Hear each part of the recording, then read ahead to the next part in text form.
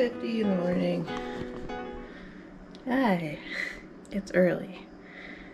And we are off to New York. To Brooklyn, to be specifically.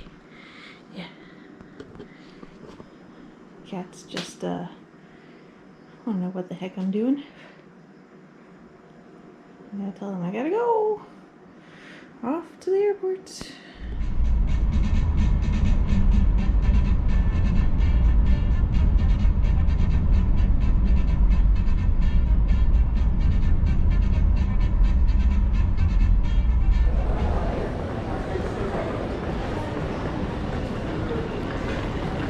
It's very busy this morning.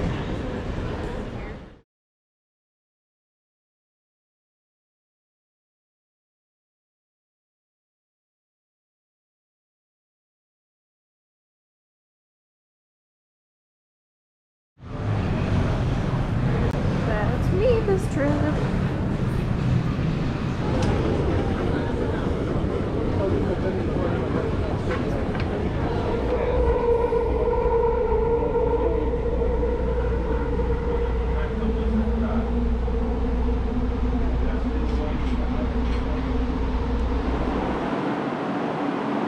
Alright, it's hot, a little muggy. First thing I smelled as I walked out was marijuana. Great introduction. Let's find this next place to go to. Subway, this way.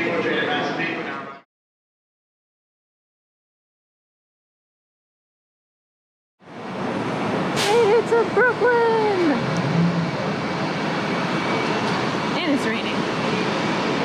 But it's beautiful! Just walk under the trees.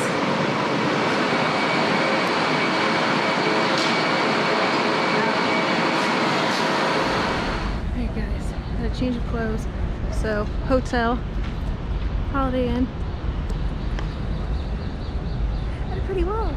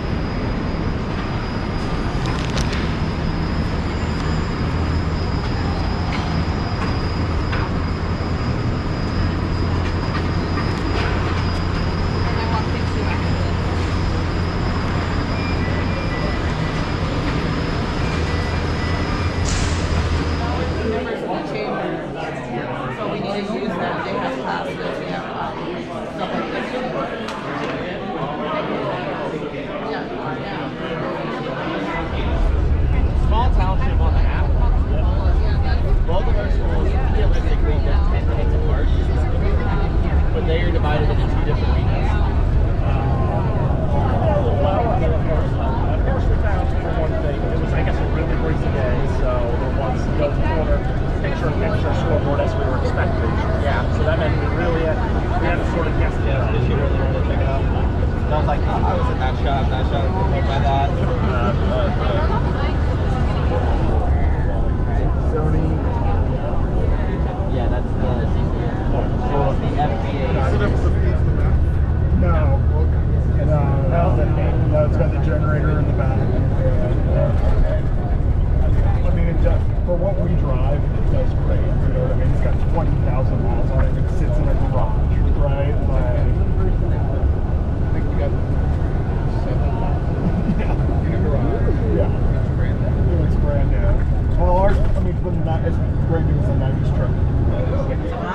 Next, we're gonna go straight down. Straight down. Yep. Okay.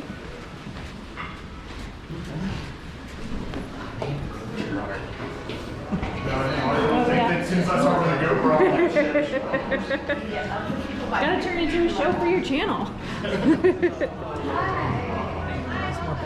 Oh my god. Yeah. Ooh, coffee, yes. Wow. So between 10th and 11th Avenue, we just moved 21 blocks south. The building had served us well for 30 years, and was just about out of its lifespan. So we found this new space here. You may notice a lot of like skyscrapers going up here. This is a part of New York City known as Hudson Yards. It's the largest private development in the United States since Rockefeller Plaza. Up on, by the way, if you need a bigger space, go up to El Barrio Community Media, the firehouse up on East 34th Street, much larger studio. So when we considered the fact that we were having smaller studios,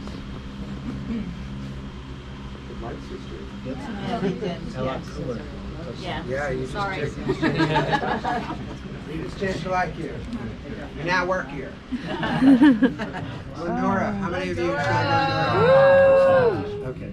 So, how many of you air Gay USA? Do you air Gay USA? You should air Gay USA. Okay, so this is our screening room. It's 48 seats. But of course, it's a studio as far as I'm concerned. We've got some PTZ cameras that are hanging. There's a great one behind the door here, which does nothing if the door is open.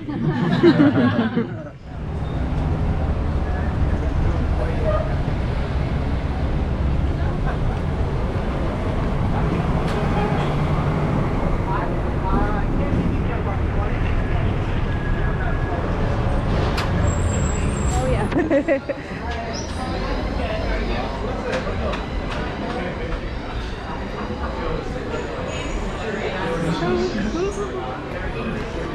Look at my smile.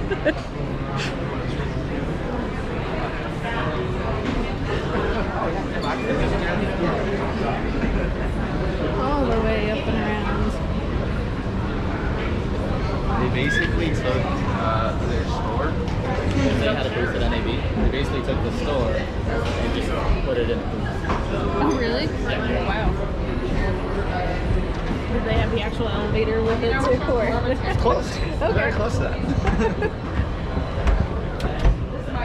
I'm gonna hang out in this room for the entire time, just so you guys can find me if you need me, if you have any questions at all. But we'll start. I guess we'll just pop open these trays and you guys can start snacking, and then we'll talk about splitting up into tour groups. So that's pretty much it. Thank you and welcome. All right. Thank you. It's nice that thing was there. This is our bread and butter. Hi, Frank. The ACM tour. This is the photo manager. All right, so we're gonna come around this way to Pro Photo, over to HDSLR. We just got this at our studio. We just got rid of it. Oh, our people use teleprompters all the time. Oh my gosh. Oh yeah. Oh, I know. It's crazy, right? It's so Yeah, that whole system, It kicked on. the ICANN system, it looks so nice. I know. It's just like, we don't process it in-house. We send it out. Yeah, I know.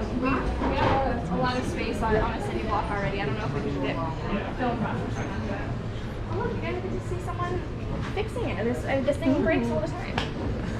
It's used a lot all day long, you know? So yeah, here's where any of that analog stuff is found.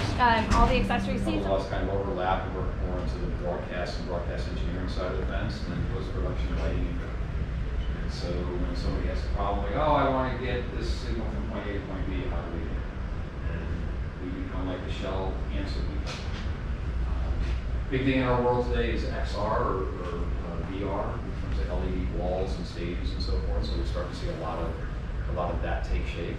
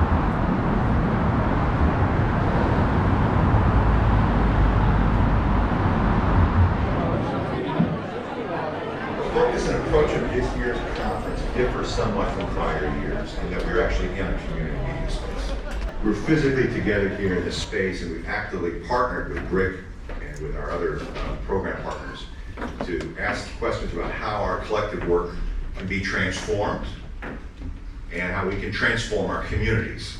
And that's the theme of this year's conference, Be Transformed for Good. You'll notice the B showing up as a consistent theme here.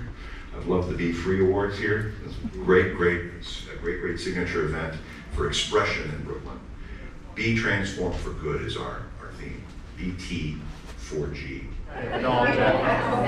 Yeah. This ultimately, like a local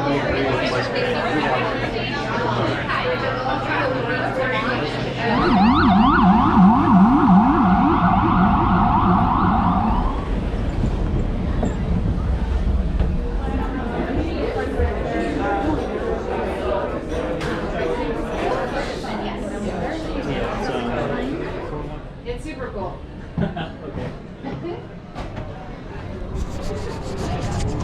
Oh wow, yeah, this is a lot more.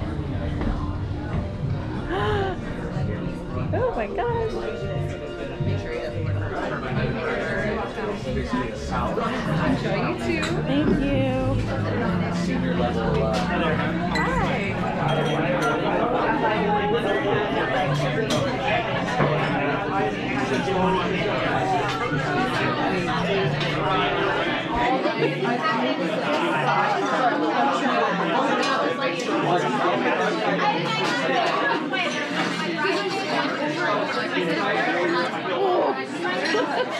How did you take that in a shot?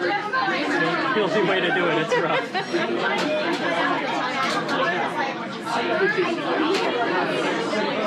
Spices and spices. That's all I'm tasting right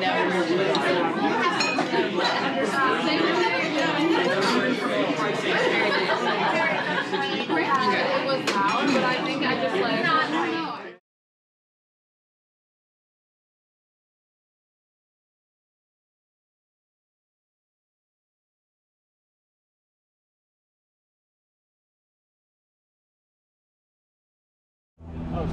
Some stage that, when I clear that, we get it one time in the same spot, like iPhone.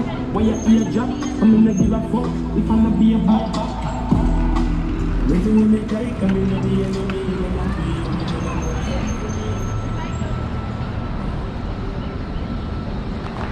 I'm Mike Wassenaar, the President and CEO of the Alliance for Community Media, and I'm really pleased to be with you here in Brooklyn and around the nation as a part of this ACM National Conference. Was day one good? Yeah. How was evening one? Okay. And was anyone spry enough to do the Brooklyn Bridge Walk this morning?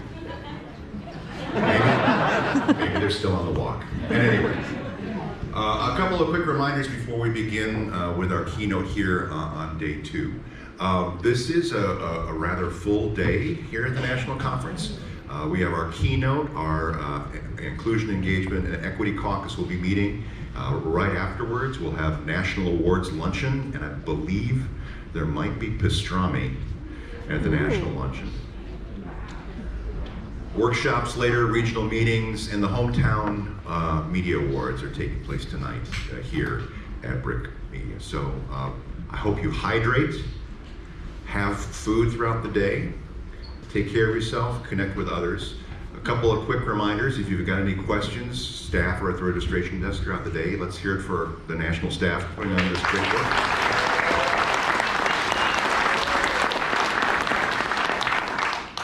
Please connect with other folks at the conference on the Whova app.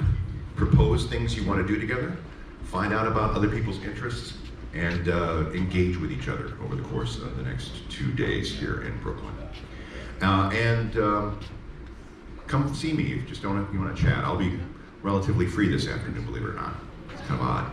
At any rate, we'll get to our keynote speaker in just a moment. We want to thank today's sponsor who helped put this together. Let me bring up Daniel Krosick from Municipal Captioning. Thanks, Mike. Hey everybody, I'm Daniel Krosick of Municipal Captioning. I am irresponsibly excited about our keynote right now.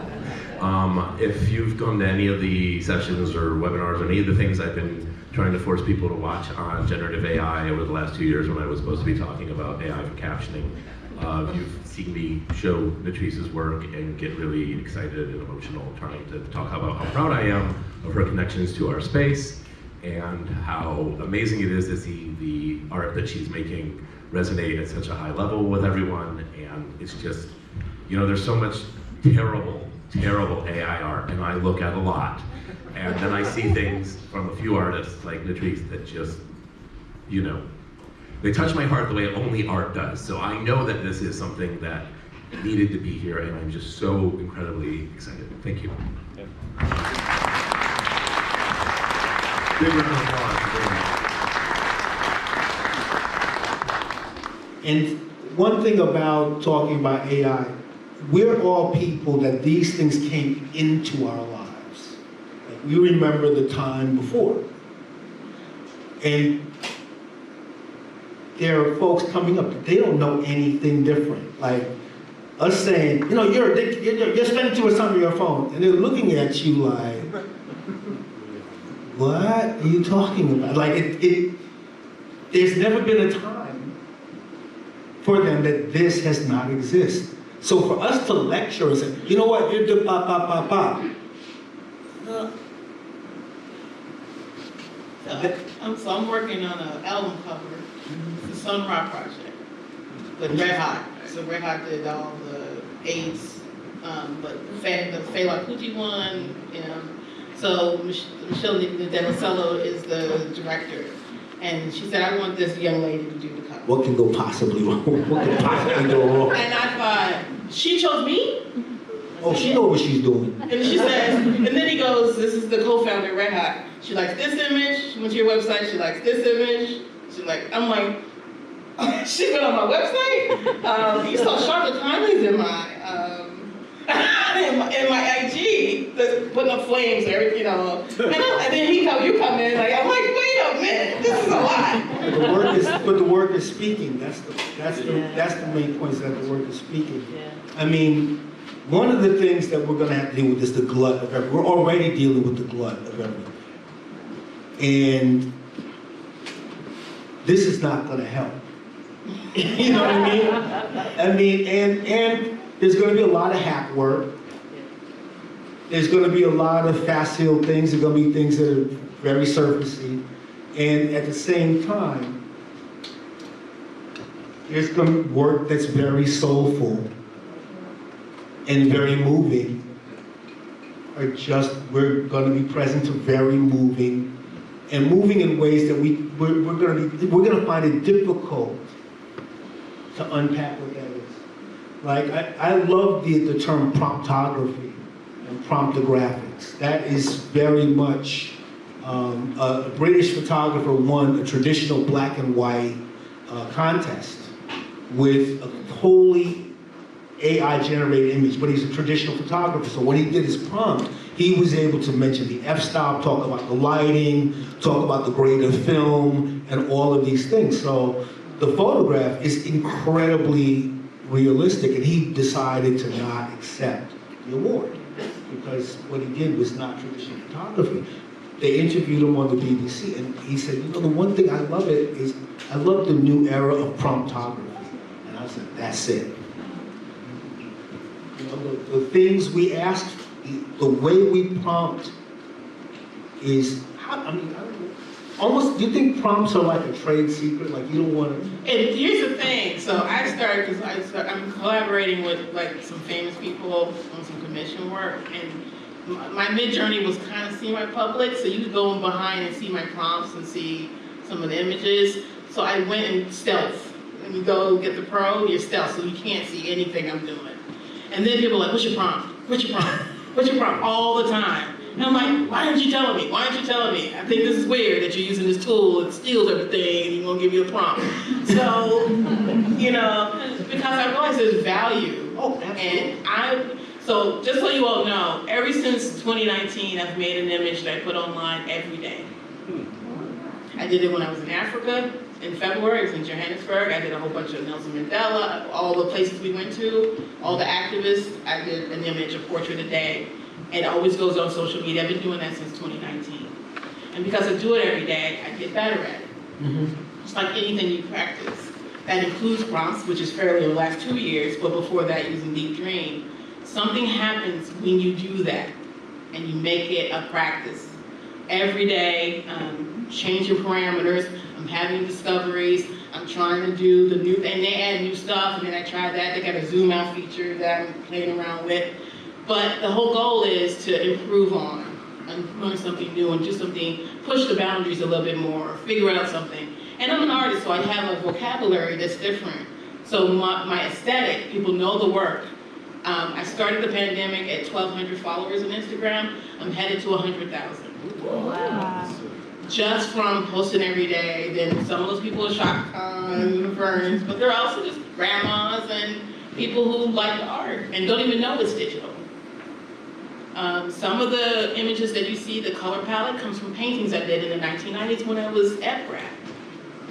And I asked it to take the colors, to take the composition, and take some of the textures, and the subject matter. And then I remove the reference and continue prompting from there. There's a whole science practice to that. You have the power and the potential in your communities, in your regions, to tell your stories. And your stories are valuable because, how can I put it? You're investing in the new future of understanding and communication. Because it's becoming a little bit more, it's becoming a little more centralized, okay? And if people can see themselves in a positive way by being able to say, oh, that's my kids that are graduating, or the ones that are selling lemonade on the corner to raise money to make wigs for people that have cancer in our community. Do it! Do it! Because you're changing this whole thing around. Don't let them fool you with inclusion and diversity. The people that are being talked about don't make up those words. The understanding is this. We all live and love and understand. We all live and have families and communities and stories. Go to your neighborhoods and find those people in the nursing homes that were veterans, or those men and women that were teachers, and ask them what it was like to teach in the 1920s and 30s, because they're not going to be here forever. And if the lion doesn't tell his story, the hunter will. You tell your story. Tell your stories. I'm out of here, piece of chicken grease. So we have to take these stories seriously and get them out there in our community, because if we don't do it, they'll be gone. All right. Thank you. Thank you, Donald. Thank you, everyone. Before we cut, I just want to say thank you to our panelists. From the bottom, I'm just so grateful to the four of you. Jonathan Ortiz, you're the best colleague ever. Jonathan acts like he's shy. He's like, oh, I don't want to do it. Thank you. But he's really great, and I appreciate you sharing your expertise and your knowledge. He's our director. Just to remind you, he's our director of media operations here, handling both Brick TV and Brooklyn Free Speech TV. And then thank you to Don Heyman, Vice Chair at Channel Albany. Thank you to Zebulon Schmidt. You guys are fantastic and wonderful station managers. Thank you to Chris Palakos. You are both of you. Just you and Jonathan. Love you as my colleagues. Thank you so much. So I think the studio is really cool because it's important, I think, to remember that you don't always have to work with the heat when you're working with class. I think that can sometimes be an element of accessibility that's not for everybody. So this is a really great studio for working with glass at room temperature. Stained glass mosaics are so much fun, and there's so many beautiful kind of experimental things that people are doing with it that are so great. Some of the kilns in the Flame Shop are donated, and they'll have people's names on it. We just got a kiln for the Flame Shop that's pink, and I think its name is Piggy. Yes. Yeah. A lot of the equipment is donated by artists and donors and funders of organizations, so you'll see names just about everything. Yeah. But we do have we won't all be able to fit into the kiln shop, but you can peek in as we continue. We have a range of size kilns, which is really unique and exceptional. Our largest kiln is gigantic, and it was donated to us by an artist who lived upstate, didn't need it anymore. Was like, I have a thing for you, do you want to come get it? And we had to rent a very large truck to get it. I'm not sure, I wasn't here when they brought it into the space. I have no idea how they got it up here, but it's massive. But that does lend itself to what Ari was speaking to earlier, which is even if you're an established artist, you can really sort of expand and experiment and elaborate on the work you already do. And that's really one of the things that makes Urban Glass unique. There are many things that make Urban Glass unique, but the access to the specialized equipment we have is really what sets us apart. Oh, wow. We can feel the heat. Are we allowed to take photos? Oh my.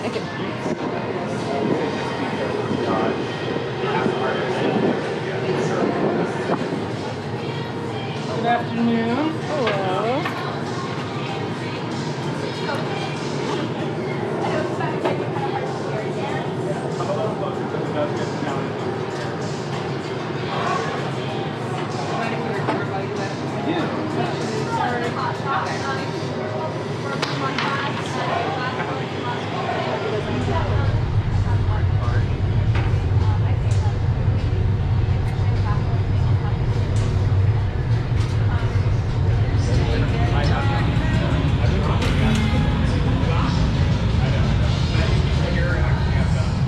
What are you guys making?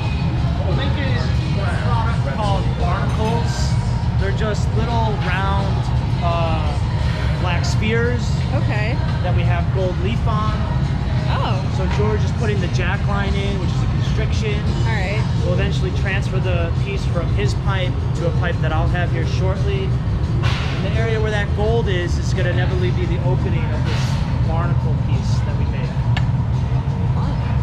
It will then go to our client and they'll display it in a chandelier type of object thing.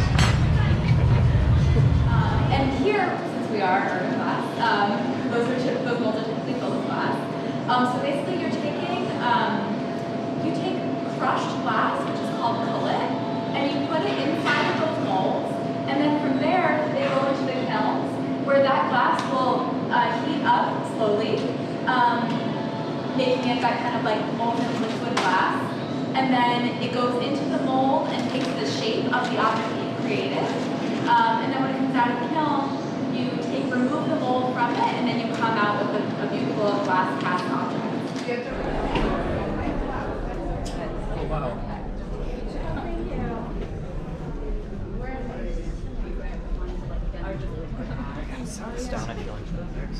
Exhibition, I believe, is just opened up just today. This is Crimson Glass, the MFA exhibition. So this is, I believe, graduating student work. Wow.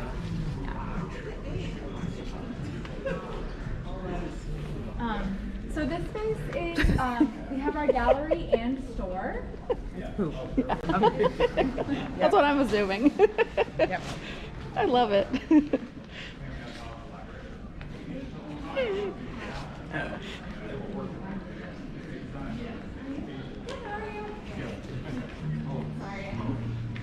Wait, what is MFA? Museum of Fine Arts. Shit. Yep.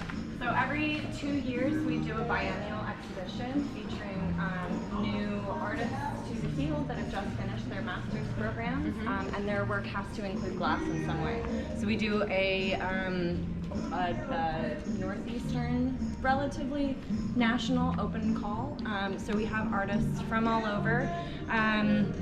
We select up to 5 artists every year, and our curator at large this year is one of our jurors, and one of our other jurors is a craft educator and artist as well. So it's a really good selection of people. It looks incredible. Yeah. We don't have any written material yet because it opens literally today, but welcome. Let me know if you have any questions. Providing you with 10% discount on items in our store on the other side. Ah. Should have told me that yesterday. Oh well. I'll buy another necklace. Yeah, I bought this here. They have so many. They're so cool. Yes.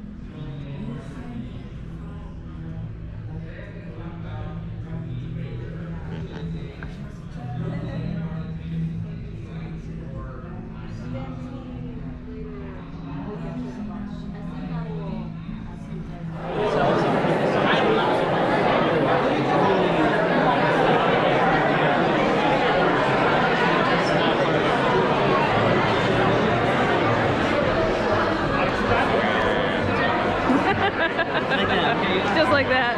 Okay, ready? On 3. 1, 2. The for-profit category covers programming that creates awareness for a for-profit service/business in a community. In the category of for-profit access center professional, the hometown goes to Jeff Poole and Aiden Horrigan from Westboro TV for the project titled Norse Farm, EDC Hall of Fame Award. So we get the freshness, and the flavor comes from my sorting through all kinds of varieties of product that we've grown over these different. Which one tastes the best? I was born and raised here in Westboro. My family's lived here for 300 years. We feel like we're a part of the community. So this is an important. In the category of for-profit student, the hometown goes to producer Holly Van Wee and supervisor Karen Henderson from Westboro TV for the project titled Go Local Westboro, Simply Soho. We have a lot of candles. I love the jar candles. Anything that I reuse that is glass and plastic, we totally can reuse it. That's really important to us, that things are sustainable. I do get a lot of requests for making specialty soaps and products for weddings, for... The category of government activities is awarded for videos that describe government programs and services or feature events sponsored by government agencies. In the category of government activities access center professional, the hometown goes to John Walls, Mitchell Anderson, and Chris Williams from James City County for the project titled Glass Only Recycling Program. Take it away, guys. Simply drop your glass into the broken containers located at county convenience centers or other locations. The glass stays local and creates a closed loop system. Glass from the containers goes back to OI for production and can be back on the shelf.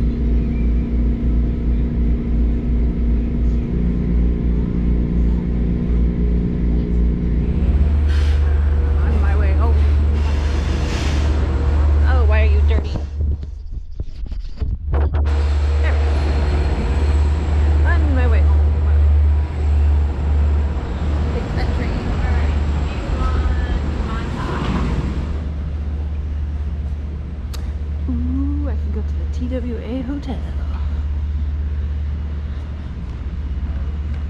That's alright. Gotta go check in first. Time to go through TSA.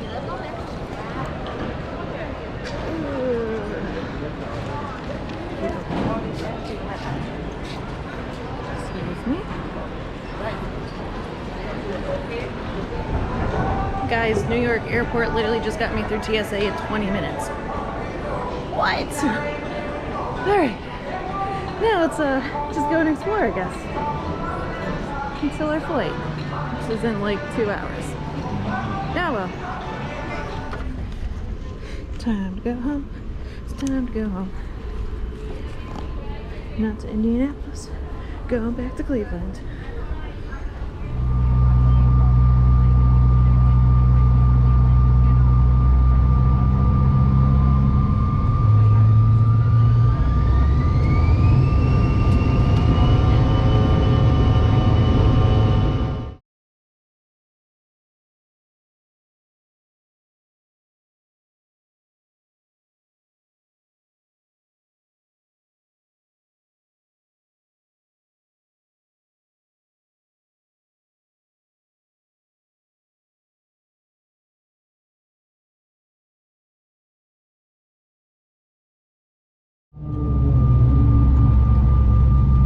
It is our pleasure to welcome you to Cleveland, where the local time is 4:35 p.m. Please remain seated with your seatbelt fastened and your carry-on items stowed until the aircraft is parked at the gate and the captain has turned off the seatbelt sign.